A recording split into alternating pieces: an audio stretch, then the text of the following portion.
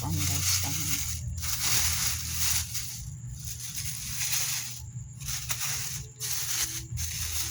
Balanghoy para ugma. Kunin yung agon. Kunin siya ni gata. Dan sa aming garden. Itanong. Balanghoy. Kamuting kahoy.